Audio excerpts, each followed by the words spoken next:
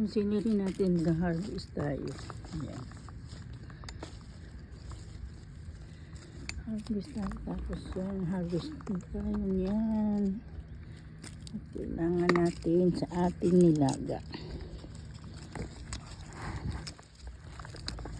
Ang ganda.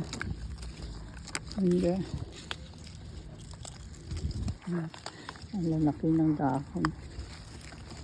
Ayan guys. Tapos yung siniri natin, harvest din tayo. Ayan. Parang bumanga yung ating nilaga.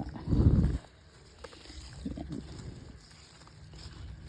Okay. Dami na ito. Nilak-lak na. Tataba. Okay.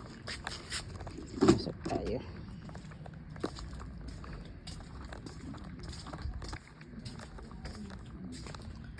Harvest.